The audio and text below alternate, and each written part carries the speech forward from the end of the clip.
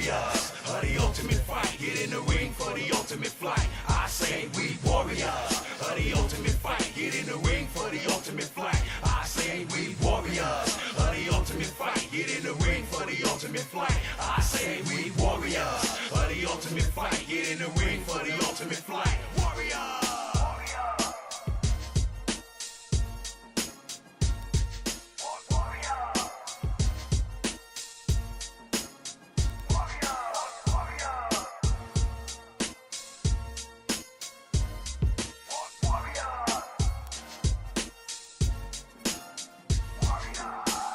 Hello and welcome back to the Ultimate Combat Experience on a night that takes us to the finals of round two. All of our fights tonight sponsored by our friends at Priority One Bail Bonds, keeping families together. I'm Tim Hughes along with Mike Stidham, and Mike, it's another great lineup. Hey, we've got an outstanding lineup. We got a couple of repeats from last round in the finals. Alberto Castillo and Little Balahay Johnny Riche paired up in the finals. And in the kickboxing, Robert Aviles and Adam Faulkner had an absolute war last time. It's going to be another repeat of that. Johnny Riche looking for some revenge. You may remember he went down to defeat to the surprise of many, including us. So we'll see what happens in that one. We also watch a kid that fought last week, only 18 years old, Aaron Burrup. Aaron Burrup is like the ever-ready bunny. He goes. He's going up a kid with a similar background, Ryan Gubler, who's a wrestler as well. Should be an interesting matchup there as well. We're going to get things started tonight, though, with a couple of ladies stepping in the ring. Hey, you remember Moana Kelly? She was a belly dancer. She was our champion from last round. She's fighting Rachelle Bennett. He's looking to unseat her this round.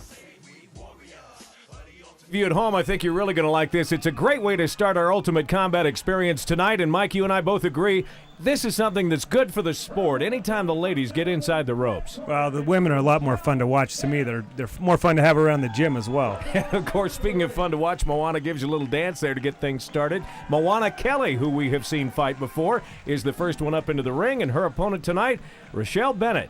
Moana, if you remember, she's the champion from round one, and Rachelle watched her win that championship and says she wants to step in and take it away from her. Well, and I've seen Rachelle, speaking of watching them fight, I've seen her train in your gym, and she's a great athlete. Oh, Rachelle's a tough gal. She actually is a fitness instructor, just recently married, and she thinks she can take Moana Kelly. There you see the tail of the tape, as it were. 5'6", 165 pounds to 5'6", 135 pounds. Pretty close matchup, but as far as experience goes, who has the upper hand here? Well, really, both of them are rather novice. Rachelle, I think, has been in the gym a little longer as far as fitness training is concerned, and we've always said that conditioning is a huge factor in fighting. Oh, just chuckle it a little bit as Moana doesn't look to be taking this too serious, but if I remember right, when she won the last round, she also gave us a little dance. Yeah, Moana, if you remember, she's a belly dancer, and maybe that's the way she gets into her groove to fight. So.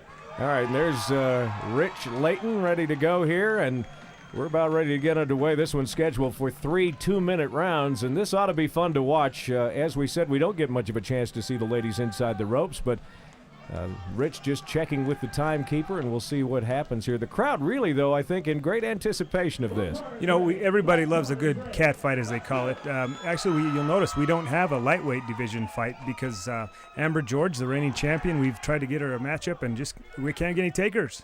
Well, and now you can see why. Moana comes in with a couple of right hooks and a good left jab, but looks like Rochelle's going to use her kick a little bit more in this fight than maybe Moana will.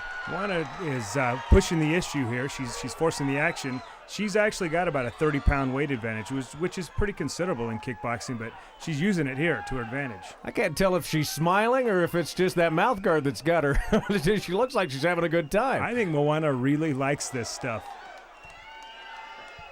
Oh, man, she walked right into that one from Rachelle, and it does look like, though, Moana's more of a boxer. She's not going to use her legs a whole lot in this fight. No, and I'd like to see Moana be on her toes. She's kind of plodding the way she's stepping, but if she was a little more on her toes, she'd have more effectiveness in those punches. Yeah, there is a nice spring in the step of Rachelle, who took a good right hand there, a couple of them, as a matter of fact, from Moana Kelly. I think Moana surprised Rachelle here just a little bit. She didn't think she'd be as tough as she is, and she's taken everything that Rochelle's been able to give her so far. We talk about those combinations all of the time there. You saw Rachelle do a good thing. She kicked low and then followed it with the right hand, and you can see that that's her plan right now. Throw that combination and try and get Moana off guard. Yeah, she's been pretty consistent with that. Low, high, low, high. Very good.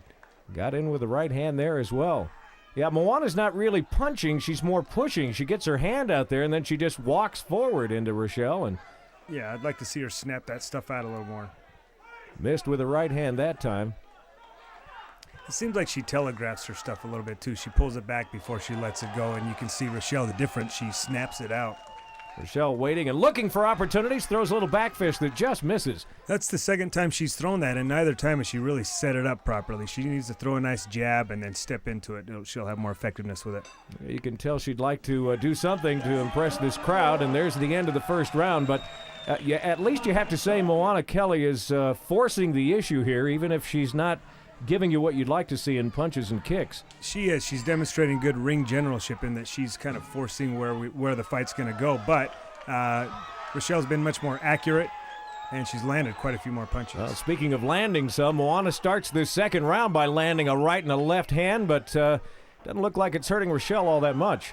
You know, I'm seeing Moana be a lot more busy than she was in the last time we saw her fight, so maybe her conditioning has come up a little bit. Rachelle threw one that just glanced off of the forehead. But, you know, you talk about it, I don't think anybody that hasn't seen ladies fight before would expect that they'd get in the ring and actually go toe-to-toe, blow-to-blow the way these two are right now. These girls are really getting after it. This is a fun fight to watch. I like to see a little head movement there. Rachelle moves the head out of the way from avoiding being struck by one of the punches there. And you don't see that with women too much. Usually they're just punching and not really putting much on defense. There's a left hand that makes contact to the chin of Rachelle. And, again, Rachelle, I think, working on the spacing, or at least she was to start this round, and trying to figure out where she is. And she missed again with another back fist there. But she'd like to throw that and land it. You can tell she's done it in both of the rounds so far. She likes that technique, but she's throwing it all wrong. She's got her feet crossed up and really not timing it that well. I'd like to get her back in the gym and work on it a little more. There's a stiff left jab that meets the chin of Moana Kelly. There just isn't much behind those punches. You talked about the conditioning of Moana. She was, if I remember right, just absolutely out of gas. And was that a punch, a knockdown, or was it more of a slip? It was hard to tell there. And it looks like Rich is calling that a knockdown. Yeah, she's going to get the standing 8 from Rich. She's ready to go, though, and she did land shortly after the meeting of a good jab from Moana Kelly. That could be pivotal in this match. So far, I've had Rachelle win the first round and was winning this round. That'll even this round up, so it'll be interesting to see what goes on from here. And there's the end of the second round. You talk about Rachelle and her conditioning, and that she really loves to be in the gym. I know when I've been there, she's almost a gym rat. She's more of a gym rat than the guys. In fact, it's interesting to watch her. She's always trying to get the guys to work out. It's not the other way around. She's a good motivating factor to have there. So no concern as you head into round 3 about her conditioning, I wouldn't think. No, but, 30 pounds is a lot of weight to give up in a fight, and that can really wear you down. But you can see she's still going. Yeah, she landed a good right hand over the top that seemed to bother Moana. We'll see. A left hand, and Moana Kelly now, boy, she's just getting tagged right and left. There's a good right hand. She's eating a lot of leather here, and she made the good adjustment on the spinning back fist there. She stepped correctly with it. So finally landed one. She'd been trying through the first 2 rounds, and here in the third she lands one. Well, she's landing a lot of shots. There's another right hand to the face of Moana Kelly, and Moana can't seem to find her range, but Rachelle has certainly found hers. You can see Rich looking closely at Moana there to make sure she's okay. She appears to be all right. She's eating a lot of punches here. Yeah, it looks like there might even be a little blood on the face of Moana Kelly right now, too. And Rachelle kind of walked into that left hand, but you can see Moana still smiling, though, even though she's got blood dripping down her face there. The thing. She does love the contact, and she's about to get some more, it looks like. Yeah, Rachelle's just picking her apart here, making easy work over here. Oh, well, but it's Rachelle that goes down. Rich is going to rule that one a slip, which is a good call. Left hand. She likes throwing that jab. She just kind of pushes with it instead of punching. I'm really surprised she's landing it as much as she is, because she's telegraphing it, and Rachelle's really not doing much to defend against it. Yeah, Rachelle should come over the top of that right hand. Every time she sticks that left jab out there, she's got all the room in the world to go straight to the head of Moana. Oh, yeah. Rachelle backing straight up. She should circle, take a side step, and then counter, and she's not doing any of that. Well, whether Moana Kelly goes down or not, points-wise, you have to say this third round's got to go Rachelle's way. She has tagged her so many times. Oh, yeah, she's definitely winning on the scorecards, provided she doesn't get knocked down again. And now Moana not even really defending herself very much, and so conditioning might be playing a factor here. She's hands are down, and there's the end of the fight. But man, for a third round, Moana Kelly really took a lot of punches to the head and kept her feet through the whole thing.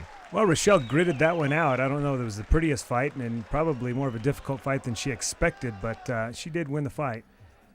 Yeah, we'll see. It does go to a judge's scorecard. That's the way we see it anyway. We'll see if the judges saw it the same way. Moana Kelly, and let's see who your winner is. Rachelle Bennett. There it is. So congratulations to Rachelle Bennett. We look forward to seeing her in the ring again as Moana Kelly. Oh, absolutely. I'm sure both these girls will be back. Get a little smile, and there she is with her cup. Well, Rachelle Bennett peppered away to a victory in the Women's Heavyweight Championship. Coming up next, the guy who really surprised us last week, Tailey Gunderson, is going to be going against Owen Leatham for the Men's Middleweight Championship.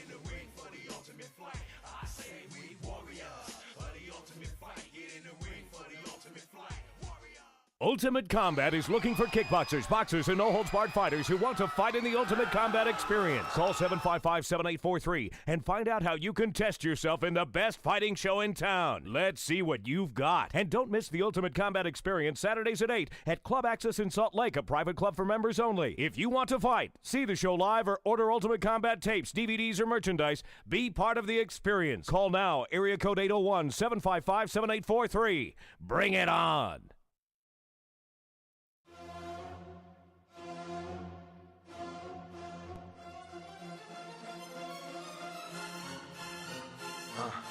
Warriors. Welcome back. As I said, one of the big surprises in this tournament, Tailey Gunderson in a no-holds-barred matchup against Owen Leatham. Mike, I promised you the last time this guy got in the ring, I wouldn't make the mistake twice. So it's not Tailey, it's Tailey Gunderson. He hates to be called Tailey. Tailey's, starting to build a name for himself. He was a virtual unknown before last week when he submitted Jeremy Haskell, but Tailey's a tough little fighter. Yeah, and he's not one of those guys that's all bulked up either. He's just in great physical shape. He is, and he's a really nice kid. Coming in my gym, real respectful, good kid. He's fighting out of the blue tonight, and his opponent in the red is Owen Leatham. Owen is actually an accomplished fighter himself. He trains with the Machado Jiu Jitsu people, I believe. He's a pretty tough kid. You can see he's, again, not as chiseled as some of the guys we see get into the ring, but very accomplished and very skilled. Now, he's actually going to be the favorite in this fight. Tailey, again, though, he's upset some tough kids already. Tailey 6'1", 187, and Owen comes in 5'11", 191 pounds, and he's got 5 years on him, but does that necessarily mean experience? Or? Hey, sometimes in this fight game, youth is your friend, so I wouldn't really call it a disadvantage for Tailey. Tailey at least listed on the tail of the tape there as a street fighter, and Owen comes in as a grappler or wrestler, so... I know Tailey it's almost to his benefit. He's not really maybe experienced enough to know that he should be afraid of a fighter that's got a better record or been around a little longer than him. Tailey seems to be afraid of no one and he's not afraid to get in the ring with anybody. Lonnie Foster gives him their last-minute instructions, and so we'll get underway here. No holds barred, of course, means that we're scheduled for three-minute rounds rather than the 2-minute rounds you normally see in kickboxing. And we're underway with round number 1. Tailey's the guy that comes and takes Owen Leatham down. Wow, again, Tailey's showing no fear and getting right in there, taking him right down to the mat. Not a whole lot of room to operate, so he'll just lift him up, throw a couple of punches, and put him back down. You can see the strength there. Tailey Gunderson, a strong kid. Yeah, and he doesn't look that way when he steps into the ring. People may be surprised at the power that he has, but again, he's just in great physical shape. He's not necessarily bulked up. It's interesting. You see long muscles in some of these guys, and they're actually stronger than those guys with the compact physiques. These long-armed guys can show a lot of strength. So Tailey within the guard of Owen Leatham, and we see this a lot of times in no holds barred. So Leatham will do what he can to work his way out of it, while at the same time trying to keep those punches to a minimum. But boy, he's not doing a very good job of that at the moment. Tailey is showing no stop in him. He's going, and we want to be concerned about conditioning as the fight goes on, but he's keeping the pressure on here. Lots of punches to the ribs, and now Owen Leatham tries to get a headlock of somewhat onto Tailey, but Tailey easily gets out of that one. Tailey really not familiar with what to do here. He should be trying to back out, get out of the guard there, and he's actually trying to put submission holds on where you really can't effectively do that if you're in somebody's guard. Lonnie Foster keeping a very close eye, and it just looks like at this point, well, I was going to say at this point that Tailey was just happy to stay right there, as you mentioned a minute ago, within the guard of Owen Leatham and throw some big right hands. But, and there's another one to the face, 2 to the face. Now, this is not such a bad situation here. If he's going to stay there, ground and pound, throw those punches to the body, soften the body up, and then up to the head, he's fine there as long as he's not trying to put on submission holds. He's going to watch that leg coming up there. He looks like he might be in a little bit of trouble here. Boy, no kidding. Almost looks like a figure 4 leg lock that Owen Leatham is putting on Tailey, but Tailey's in control. He's picking him up. He's actually holding him up off the mat while he's throwing punches. Unbelievable. That chokehold there is actually one of the strong points of the Brazilian Jiu-Jitsu fighters, and it looks like Tailey's fighting it off really well. Now it looks like an arm lock on there as well by Owen Leatham. And Tailey battles out of that. I don't really know that he really knows what he's doing. He's done a great job of defending these techniques just by instinct. Boy, and the amazing thing to me, and for the untrained fan or spectator of these fights, is you see somebody like Owen Leatham who looks like he is totally at the mercy Another of arm Tailey. lock almost there. Oh. Tailey just battles his way got out of it. But you see somebody like Owen Leatham who looks like he's at the mercy of Tailey, and yet he's got total control with a leg lock of his own. So those were very close to being submissions, and Tailey just really, again, didn't know what he was in and was able to battle out of it. And now he's gained a pretty superior position himself. both of these guys have a pretty good hold on the other one, but Owen Leatham gets out, and they're both on their feet. That was a slip. Wow. Good thing that bell rang for both of these guys. I don't think for a moment there either one of them knew where they were at. That was a good finish there. It's be interesting to see what happens if these guys wind up back on their feet here. No kidding, and I thought we were going to see some real wailing away of fists, but the bell saved that, and we'll head into round number 2. Owen Leatham just trying to keep himself loose over there in the corner that you tell your fighters all the time is so important. Got to stay relaxed. Come right back out, and we start right where we ended up, at least momentarily. Tailey Gunderson on top. And now on bottom. That didn't last long, did it? Owen Latham's in a very superior position here. Tailey's in a little bit of trouble. Yeah, trying to cover up, trying to protect his head.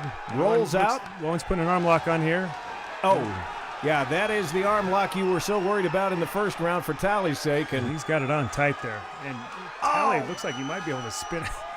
Wow. How do you spin out of that? If he gets out of this. This is on pretty tight. He needs to, well, he's going to get out of it, it looks like. Now remember, that's his left arm. I don't know how he rolled over.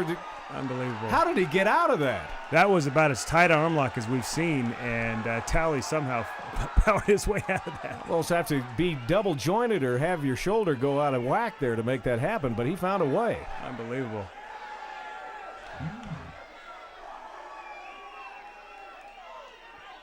Now Owen Leatham starts anyway to take a superior position, but finds himself up against the ropes. Tailey Gunderson just pushing him in that direction.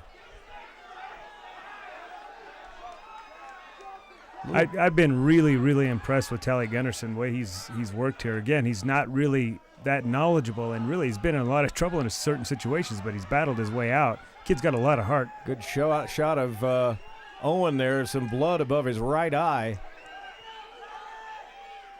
I almost wonder if that wasn't a part of a headbutt when they were coming together not too long ago in this round. But it may have been, but Tailey's landing a lot of big shots as well. So I think right now Owen Latham's wondering, what do I have to do to put this kid out of here? You know, I've had him in everything but the kitchen sink, and I just can't finish him. Yeah. So, and he had him in a submission arm lock that you would have expected most fighters to probably hang it up, but he didn't. Absolutely. And so right now it's got to be pretty frustrating for Owen Leatham. Right now, just trying to keep Tailey close enough that he can avert all of those big fists that were being thrown in the first round. And Tailey continues to power forward. And again, you were saying in that first round, maybe he should be looking to back out of that a little bit and get outside the guard of Owen Leatham, but he hasn't done that so far. I'm having a hard time not getting distracted by the blondes in the first row right now. This is a good time to remind everybody again, when you come to one of the live events of the Ultimate Combat Experience, when we tell you you're ringside and you're right in the thick of things. You're right on the table there. In fact, the two of them landed on old Todd Hester's table there. He's the editor of Grappling Magazine. We're glad to have him at our show. But Todd had to be impressed with the way Tailey's gotten out of these submission holds as well. Owen trying to work another arm lock on. It's called the key lock there, yeah. And Tailey, again, able to power his way out of that. Trying to soften up Owen Leatham with some shots to the ribs. And I think he is. I can see Owen Leatham just getting frustrated. I don't know what to do. What else can I do? Oh, man. So there's the end of the second round, and I don't know how you score a round like that. That's a tough one because, again, Latham had him in trouble almost throughout the round, but you got to give guy some sort of credit to battle his way out of an arm lock that was on that tight. And then regain control for much of that round after looking like he was going to be tapping out because of that. And all those punches that Tailey's throwing, they have to be scoring points as well. Wow, that first kick looked kind of low to me, but but a nice head throw, and he wound up in a good position. He's really looking good here. He's had Owen Leatham in this position throughout this entire fight. And again, just there he goes. Frees himself up enough to throw a right hand to the head. He was wise enough to get full mount there. You know, in the past, he's kind of just let that second. He's tapping. Owen's tapping. Owen's had enough. And I don't blame him. Well, I didn't see a chokehold or anything on, did you? There really wasn't a submission. I think Latham was just had enough. I'm not going to be able to finish this kid. There's nothing I can do. Might as well just give it up and come back and fight another day. Well, I think that's what Owen is saying right here. And Lonnie Foster will hand Tailey Gunderson his cup with a congratulations from the crowd. You'll be able to hear it in the background. And you're right. I think Owen was just totally out of gas there. Hey, hats off to this kid. Showed a lot of heart. I hope we see a lot more of him. So Tailey Gunderson continues to surprise and walks away with a championship cup tonight at the Ultimate Combat Experience. Coming up, while other kids his age are getting ready to graduate from high school, Aaron Burrup steps into the ring to try and win a championship cup of his own when we come back on the Ultimate Combat Experience.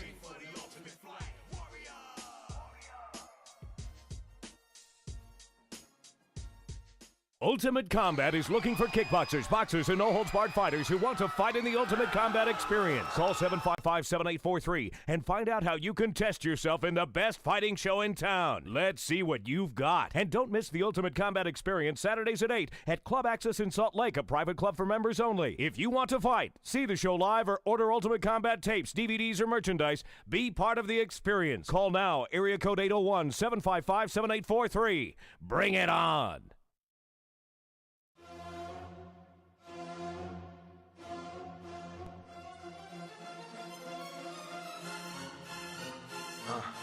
Warriors. Welcome back to the Ultimate Combat Experience. If you joined us last week, you saw one of our next two fighters step in the ring and put on quite a performance. I know those behind his training hope for a repeat tonight. Young Aaron Burrup steps in to take on Ryan Gubler in the no-holds-barred flyweight matchup. We've got more non-stop action for you on the Ultimate Combat Experience, and keeping it no-holds-barred this time. Here's that kid we were talking about, Mike, Aaron Burrup. And that Aaron Burrup is a really fun kid to watch, really super busy fighter. He's going on an LDS mission here in another couple months, but, boy, he's a lot of fun to watch fight. His opponent, well, looks like Aaron's going to be fighting out of the blue corner, first of all, but his opponent tonight is a kid I don't know much about, but he does look like he's in pretty good physical shape. Ryan Gubler, he's a wrestler, a high school wrestler. They're going to be matched up pretty evenly here. Aaron Burrup's also a high school wrestler. Not a whole lot of difference there, but I think Aaron's got a little bit more of a stand-up background than Ryan does. Yeah, Ryan's got a little more of a game face than Aaron Burrup does. He's an angry little man, isn't he? Aaron just looks like a nice little kid. And not so with Ryan Gubler. 5'6", 130 pounds for Aaron. You see there, he comes in 19 years old. And Ryan Gubler, 5'5", 135. And 25 years old from Kearns, Utah. Aaron Burrup goes by the Burr. The Burr. We saw Aaron fight last week, and boy, did he put on a show. Again, he's one of those really busy fighters, and he beat a kid that was really favored to beat him, Josh Buck, and it's going to be a good matchup here. Scheduled for 3 3-minute rounds. Lonnie Foster is your referee again for this match, and we're underway with round number 1. Whoa! Well, some big shots already. No kidding, and somebody better protect themselves. They're busy throwing right hands. Ryan's just got that right hand, though. I didn't see any left hands come out of him. No, they were both happy to kind of hang on with a left and just keep throwing a right, and there's another right hand to the head of Aaron Burrup. Little guys are so fun to watch. They just, that's a big shot. Man, that was, and knocks Aaron Burrup down on his can, but he's right back up in the corner. And that doesn't slow Ryan Gubler down at all. No, and Aaron does a great job of recuperating. He's back and throwing a knee of his own. There's another one. He's leaving himself wide open for the right hand over the top. And 1, 2, 3. How many's he taken? He's rocking him with that right hand there, landing it at will. Aaron really needs to do something different here, and I'm sure that's what's running through his mind is maybe I ought to go to the wrestling here.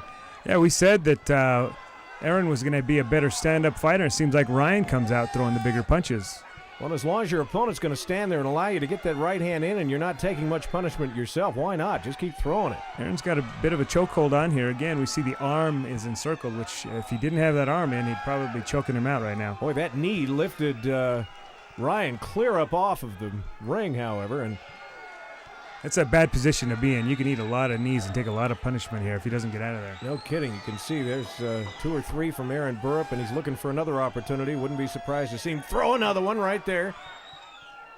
In the meantime, Ryan Gubler trying to use the left hand because the right hand's all tied up, trying to use the left hand to soften up Aaron Burrup a little bit.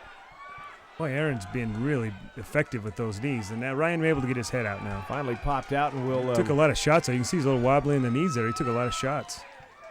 Coming right back with that right hand over the top.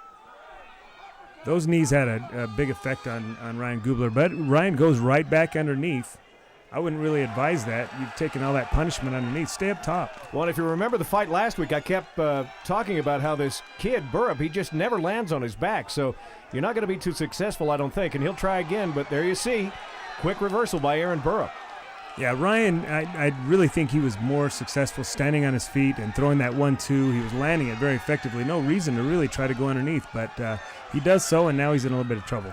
Aaron holding the head of Ryan to the mat, just trying to get his right hand free so that he can then gain a more superior position. But Ryan, that forearm to the face is just kind of a rude way of fighting. You know, it's just kind of more of an annoyance than anything, but it can get you thinking about it while I set up other things. Aaron trying to get that right hand free. Now he's, thought he was going to try and put a hold on there. Both of these guys are just kind of got each other stretched out to the max. Just kind of hanging out here in a half guard, just kind of hanging out, not really looking to improve their position, either one, just kind of taking the pepper shots and end of the first round there. You see how quickly Aaron Burrup gets to his feet. Now think back at the beginning of that round, how many punches we saw him take to the head, and I mean good shots. Yeah, they were great shots, but then Ryan took some really big knees to the face and really was equalizer there. That's what's great about these little guys. They just seem to be they're so resilient, bounce right back on their feet. That would be a little intimidating for me when you have a real tough round like that and then you see your opponent just bounce right up like Aaron Burrup did. Oh, man! Couple of great right hands to the head of Ryan Gubler, who looks stunned there momentarily. There's a left that makes contact. Aaron, the busier fighter here, and he's been more accurate as well. Boy, and he throws the right hook, and if he misses, he just brings it with a back fist on the way coming out. And Aaron, Ryan, for some reason, intent to take him down, and I think he should stand up and protect himself a little better. Well, right now, he's getting the worst of that. And he is. He's taking a lot of shots. Not defending himself. There's a right and a left, and this one could be short to over. Yeah, Ryan's in a lot of trouble here. Ryan was stunned and looked like he was on his way down about the time Aaron decided that he was going to take him down. And now if he could just swing a leg over and he's not actually trying, there he goes. Now he's got him in the full mount position and he'll just start using those fists away on the head. He's just hammering those things home. Left hand, left hand, left hand. Ryan throwing 1 or 2 back at him, but Ryan's trying to stay in this, but he's in a lot of trouble. He really is, and taking those punches right now are not going to help him at all. I mean, you know that Aaron is just so busy, too. He just doesn't stop. There's no let up here, you know. And that can be pretty debilitating for the fighter on the bottom. With that camera angle, it's worth reminding everybody that these gloves don't have any padding in them, do they? Or very little. It's mostly just leather and knuckles. Yeah, very little padding. It's a good shot at what a fighter goes through when they're in this position. And then you see that forearm to the face. It's just very annoying for the fighter on the bottom, and it really kind of makes you feel smothered. Now, would an elbow to the head be legal here on the part of Aaron Burrup? He's trying to throw, it looks like. The forearms are illegal. You can't throw the point of the elbow down, but forearms, he's fine with what he's doing. I give Ryan Gubler credit. He's fought this off. You know, he's been in his bad position, taking a lot of punishment, and And he's been hanging in there. Well, to be honest with you, I thought this one was over about a minute or so ago when Ryan took 2 or 3 great punches to the head and was staggered. Yeah, Ryan's done a good job of hanging in there.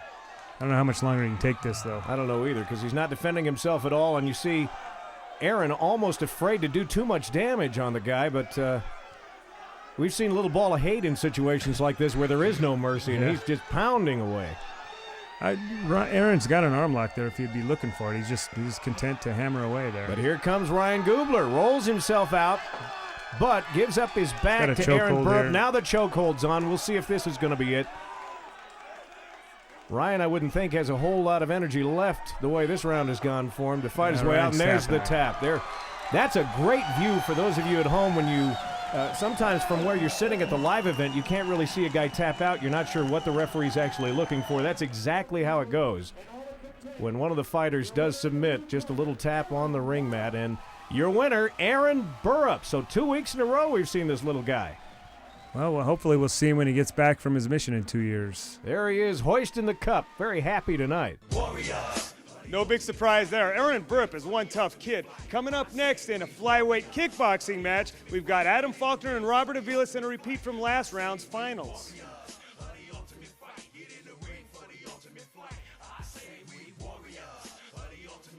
Ultimate Combat is looking for kickboxers, boxers, and no-holds-barred fighters who want to fight in the Ultimate Combat experience. Call 755-7843 and find out how you can test yourself in the best fighting show in town. Let's see what you've got. And don't miss the Ultimate Combat experience Saturdays at 8 at Club Access in Salt Lake, a private club for members only. If you want to fight, see the show live, or order Ultimate Combat tapes, DVDs, or merchandise, be part of the experience. Call now, area code 801-755-7843. Bring it on.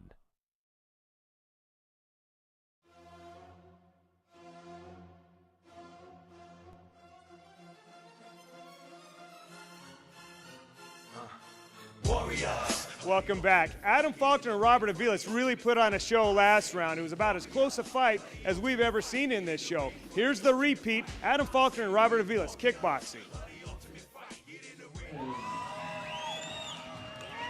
We're going to stick with kickboxing here, and first up into the ring to fight out of the blue corner is a kid we've seen before and love watching him fight, Robert Aviles. Robert Aviles is a great kid. He's originally from the Tooele area, now lives in Salt Lake. He brings a large contingency with him. They're all from out in Tooele, and he's got a great crowd that follows him. Yeah, I was going to say he brought the posse with him tonight. They are cheering him on, and his opponent tonight also has a lot of fans that are ringside. You can see him cheering and patting him on the head as he gets ready to step in. It's Adam Faulkner. Adam Faulkner, this is a rematch from last round. These guys had a great fight. It was one of those absolute wars that went down to the judges' scorecard, and it really wasn't easy to score either. So this is going to be another great matchup, I'm sure. Now remind me who actually came out on top of the last one. Adam Faulkner won last time, but it was a really tight, close fight. Well, and you can see how closely matched they are. 5'7", 140 for Aviles, 5'7", 143 for Adam Faulkner. Not sure how old Robert is, but I'm guessing he's in that 20 to 22-year-old range. I guess he didn't want to tell us how old he is there. And the postman, of course, Adam Faulkner. That is what he does for a living. He's one of your fine mailmen. He's actually my mailman at my gym there. So, well, and since the mailman nickname's already been well used in this market, he's decided the postman works just fine. Adam's the kind of guy that wants his own name, and he's definitely earned it. He's been kicking everybody's butt in this division. So, the postman it is. Rich Layton will be our referee, and we're underway with round number 1. Adam looking to take those legs out and come right over the top, just like last fight. It seems like almost a replay. Well, he did there, and he got right to the chin of Robert Aviles. Does it help to have fought this guy before for both of these guys? I think it kind of hurts because, you try to second guess what they're going to do, and you know what a war it was last time. Really, what you did was effective, yet it wasn't. So it's going to be tough to make adjustments. And I like to see what Robert's doing here. He's pressing the action, coming forward, and really putting the pressure on Adam Faulkner. He was there to start the round and then just started missing. He didn't quite have his range down, and you see him step in to try and get those shots into the head of Adam Faulkner. It was one of the slights that we had on Robert last time is he didn't really press Adam enough, and looks like Robert's looked to change that up and pushing the issue here. Well, and if you push one too many times and take those hands from Adam Faulkner, it's understandable why you don't go back in there so often. Right. You can see why he didn't do that before, but Adam, a real accurate puncher. I'd like to see him tighten his punches up. He kind of loops them around a little too much. I'd like to see him straighten those punches up a little bit. And again, Robert Aviles doing just what you said he needed to do, and that is press the action. Got Adam at least momentarily into the corner there, and he seems to just barely beat Robert to the punch each time. He's just a little bit quicker, and that seems to be the difference. He did set himself up pretty well for that right hand a minute ago, though. You saw him throw the left kick, followed by a right hand. Adam exceptional at that, using his kicks to set up his hands. Adam getting a little confident, though, carrying his hands a little bit low. I'd like to see him get him up a little bit higher, given that Robert does have some pretty heavy punches. Robert's headgear is a little cockeyed there, and, well, Adam will straighten it out for you. He made it cockeye. I guess he'll uncockeye it. Both of these guys just a little wary of the other, you can tell. Yeah, a little bit apprehensive on both parts. A good first round, though. Yeah, there's the end of the first round. Not that there was a lack of activity. It's just that when they did kind of square off towards the center of the ring, you saw both of them calculating maybe a little too much on whether they could step in there or not. Just a little bit hesitant. I'm sure that'll kind of be different this round.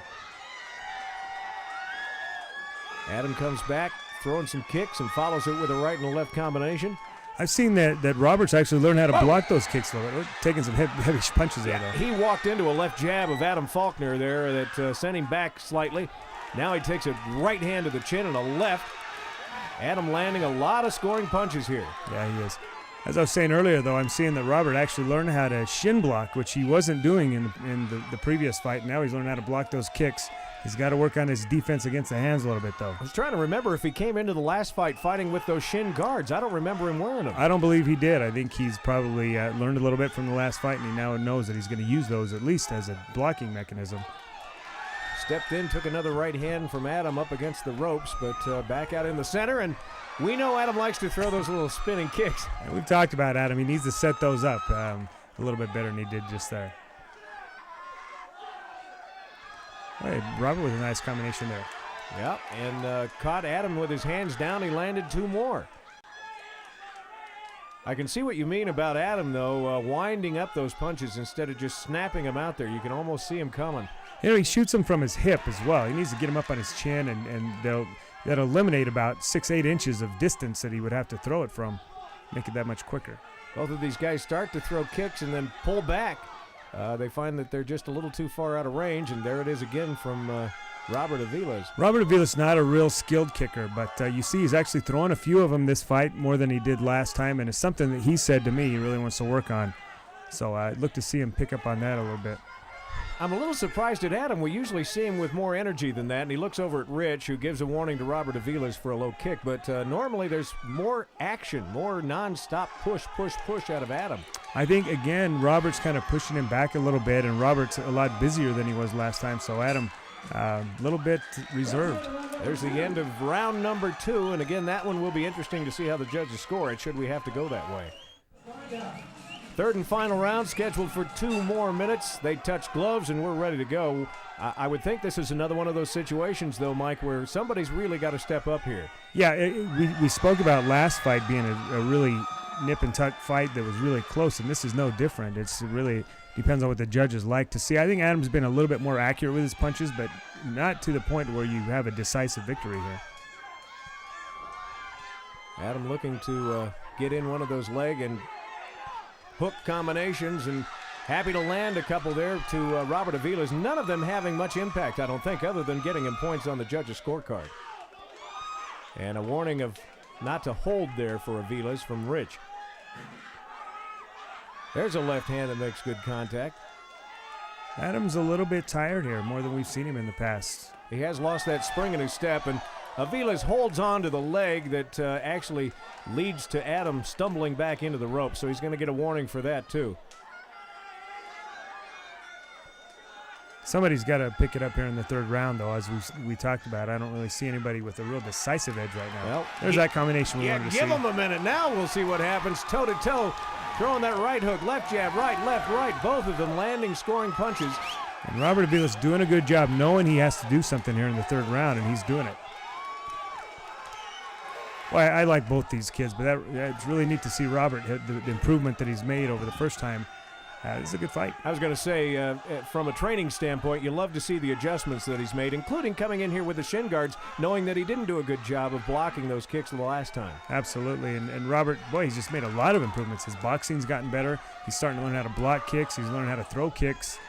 Boy, this kid's going to be tough to deal with. You talk about stealing around, you know, he in the last 30 to 45 seconds, he's done a pretty good job of setting himself up maybe to steal around here. I give Robert Aviles this third round pretty much hands down. It's really going to depend on what the judges liked in the first 2 rounds. I think Adam Faulkner probably won. Well, he won the first round. Second round's close. I'd probably give the nod to Adam, but, boy, it was a close fight. Well, let's see what happens here. Crowd's quiet, but they're going to give it to Adam Faulkner again. That's a disappointment, I'm sure, to Robert Aviles. He fought his heart out. He made a marked improvement over last time. Well, you kind of get the feeling after watching both of those guys in the ring once again that this won't be the last time they'll meet head-to-head here at the Ultimate Combat Experience. That was a lot of fun to watch. But if you like that, you're going to want to stick around. It's time for the main event when we come back.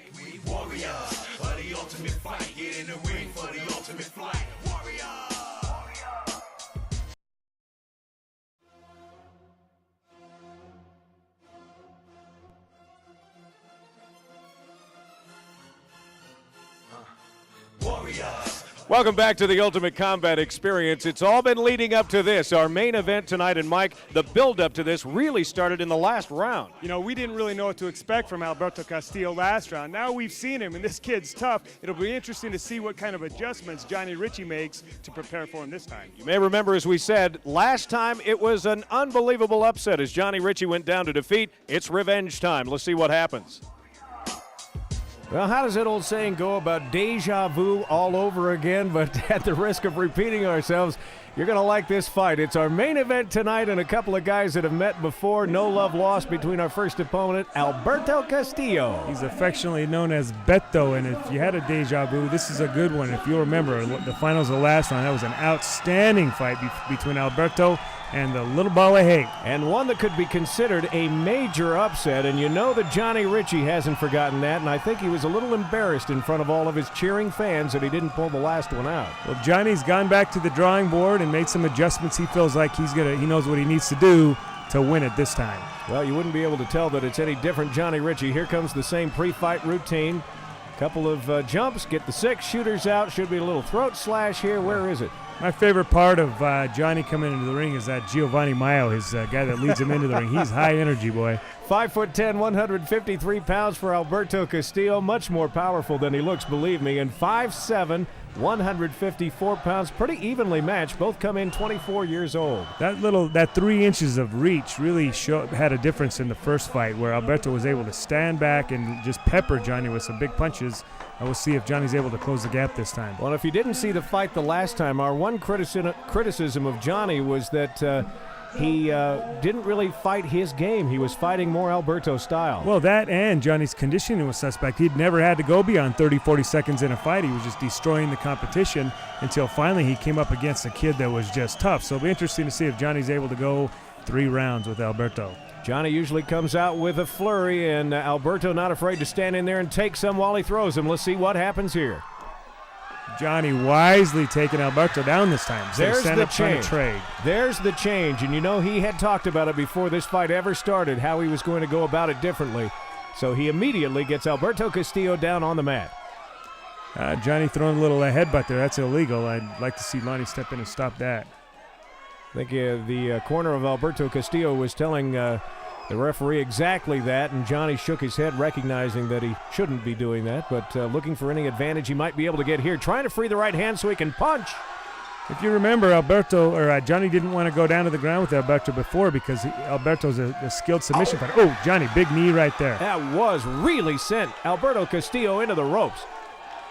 Johnny fighting with a lot more confidence this time as well. As you can see, I think he was a little intimidated by Alberto last time, and Johnny coming out and firing off this time. Well, you know what the difference to me is that he's looking for this fight to go the long run. He's staying in it for the long run, not looking for the quick out. That was a nice takedown there by Johnny Riche. Single leg, swept the leg, and he winds up in Alberto's guard, but he's comfortable there. He's not panicking. He's being patient. You talk about being comfortable there. I'm always surprised at Alberto Castillo and his ability once he gets a guy into that clinch, pulls him tight. He actually does look like he's comfortable there, at least for the moment. You can see he's got some ground experience, but Johnny doing a good job of fending off all of his offensive technique. He was able to step out of the guard for a moment there and then step back in. He's listening to his corner. Johnny's fighting a really smart fight here. You can see Alberto keeping the right hand of Johnny Riche at bay, and at the same time, Johnny was keeping the right hand of Alberto Castillo at bay. So again, it looks like there's not a whole lot going on, but when you pay close attention to what these guys are doing and what they're working for. Alberto trying a hip elevator there, trying to get a reversal, and Johnny wisely steps back and ready to restart here. There's that kick to the leg. It's the way he started both of the takedowns that have already happened in this fight. Johnny being very patient. He's throwing some big leg kicks. Took a couple shots there. And he will. Again, he's given up, like you said, 3 inches or so of reach to Alberto Castillo. So Johnny needs to get in tight if he's going to be effective. He's doing a good job of landing that leg kick. I'd like to see him come over the top with a hand like he did right there. This is showing good patience for Johnny Riche. Anybody that's seen him fight before knows that he usually just goes in head first. And Johnny knows this thing's probably going to go the 3 rounds, and he knows he's going to have to conserve a little bit. But the shots he's taking are big shots, wisely placed. He's doing a great job. Boy, he's doing a good job of setting up that hand, too. There's a right and a left. He had a couple shots there. Now Alberto looks like he wants to take Johnny down, but Johnny not having anything to do with that. Again, you see Alberto dropping that left hand when the leg kick comes in. Johnny needs to come over the top with the right hand to the head. Johnny almost got his legs out from underneath him on that one. And, man, that was a good first round, and that's only 1. This one's scheduled for 3. That was a great first round. You're going to have to give that one to Johnny Riche. He forced the issue, took him down twice, but, again, a close fight. Johnny fighting the way you'd like to see him fight? Yeah, he's actually using a good game plan here. He's not really forcing the issue, but he's active. Going with a takedown again, doing a great job. Takedown. I'd like to see him do a little more from here, though, instead of stopping. What he does after the takedown is he kind of settles in rather than actually trying to improve his position immediately. Yeah, if he could just swing that leg over, but Alberto's not the kind of guy that'll just give that position up to you very easily either. He's so long. He reminds me a lot of Hoist Gracie when he first came onto the scene. He was just so long and awkward for people. They had really had a hard time dealing with how long his arms and legs were, and surprisingly strong as well. For a guy that's so skinny, he's really a strong kid. And watch him start to work his way out of this one. Johnny almost in that full mount. But you can see Alberto Castillo using his right leg to prevent that from happening. I think Johnny just wants to relax here a little bit, start to push on the head to create a little bit of distance for himself. But he seems content to just kind of hang out here for just a minute. Both of them just planning where their next move might come. Now Johnny tries to get the left hand around, throws a punch underneath her. I don't know how he got it through. That was a nice little combination, though. He brought the head down and fed him a couple uppercuts underneath. Working their way back out to the center of the ring here, away from the ropes. One thing that's really interesting, I'm watching both these guys. They're really paying close attention to their corners, listening to the advice. It's almost a game of chess. Their corners are kind of telling them what to do, and both of them are responding nicely. Johnny saw an opportunity, although it was brief, to get a right and a left hand in there, and Alberto covers up again. But you're right in the middle of the throes of this, you'll see Alberto look up and make eye contact with his corner. Johnny does the same thing, and you'll see him shake his hands occasionally to get loose. Not looking to get loose here. He's looking for opportunities. I think Johnny's content to stay right where he's at. He's taken Alberto down. He's thrown the bigger shots here. He's won the round. There's really no reason to press the issue right here. If most of a round goes just the way we're seeing it here, though, that's pretty painful on the neck right there. Yeah, I was going to say, who wins the advantage in a situation like this? Does a judge see this particular spot as Johnny being totally in control? Again, you can't really get into the judge's mind. Me as a judge, I like to see the guy who's initiating the contact, initiating the pace of the fight. And Johnny did initiate the takedown. He's thrown and landed more punches than Alberto, and Alberto really hasn't had done much other than hold him in his guard. He hasn't really gone for a submission or anything. He's just kind of hanging out underneath. He does have Johnny locked up that with neck the legs, wrench is really not one of the best submission, but on a lesser fighter, this might you'd get a submission out of it, but because it is uncomfortable. But really, Alberto's too tough a kid to be getting that. Boy, and then as he releases the head from that lock, he throws a punch on the way down, which can't feel good either. There's the end of the second round. Again, a very tactical fight being fought here by both guys. I think I'm going to give both the first 2 rounds to Johnny Riche. Alberto really needs to do something here to win the fight. Well, he probably has been told that from his corner people as well, so let's see what he does to take advantage of this round. Maybe a little more active with the fist, and you can tell that he's at least looking that way. You can see Alberto wants to land that big punch, but Johnny wisely takes him down, or is trying to take him down here. Doesn't want to stand up and trade. That's the only way Johnny can lose at this point. Too far outside of the ropes for this one to continue in that direction, so Lonnie resets them out in the middle of the ring. Hello. Oh, he puts them back in their corners, I see. Alberto was walking away here. Johnny Riche just continues to work away on that right leg and then immediately goes for the takedown. Takes him down and gets a side mount here. That's nice work by Johnny Riche. He's not doing anything to keep Alberto's hips away from turning in. It looks like Alberto's going to pull him into his guard. That was a nice job on both parts. We've seen a lot of guys when they get that side mount position will just start throwing knees to the midsection or the rib cage and try and soften up an opponent that way. But Johnny didn't get a chance to do it. Alberto very wisely got him within his guard there. Yeah, Johnny is trying to put that neck wrench on. I wouldn't advise that so much, but he thinks he's got it on. When you're in that side mount, if you've got to have a post down, whether it be a knee or an arm, that stops your opponent from pulling you into his guard, and Johnny didn't do that, unfortunately. And then for him, that Alberto pulls him into his guard and is now looking to climb up the body and look for some type of submission. Doesn't happen very often, but for a skilled fighter and somebody that is... So Johnny passing the guard there, getting a half mount there. Nice job.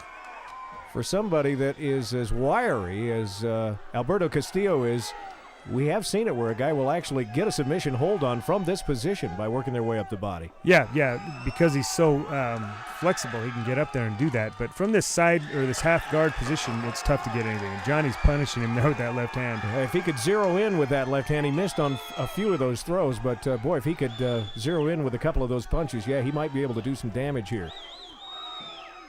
Again, it's Alberto that's going to need to do something in this round to win the fight. It seems as though he's lost the first 2 rounds.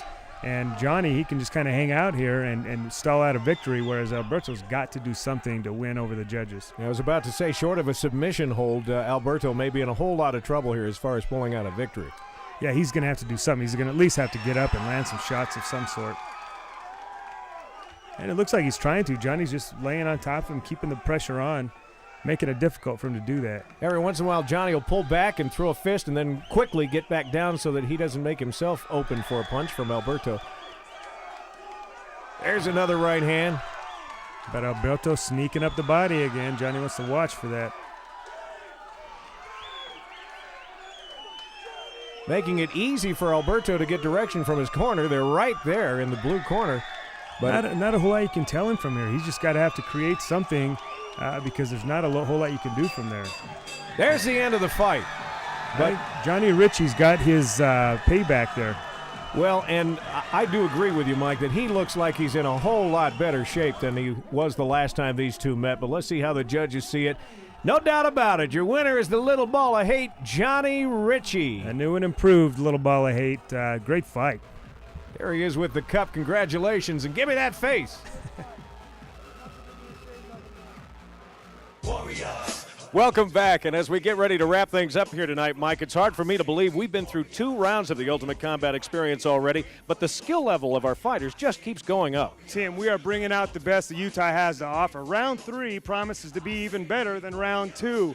Check us out next week with the new and improved version of the Ultimate Combat Experience as we enter our new home, Club Access, a private club for members only. It's located at 1st South and 5th West in downtown Salt Lake City. You can check us out there every Saturday night. Now listen, if you think you're a fighter that can step into the ring with these guys, or you just want ticket information, give us a call at 755-7843 or check us out on the web at ucombat.com. We're going to be back at Club Access 8 o'clock this Saturday night. We'd love to have you join us there. And, of course, don't forget to be here next Sunday night night, 10:30 on Utah's new UPN Z24 Cable 8. All of our fights sponsored by our friends at Priority One Bail Bonds, keeping families together. We thank them for their sponsorship. On behalf of Mike Stidham and all of us at Ultimate Combat, I'm Tim Hughes. We'll see you next time for the Ultimate Combat Experience.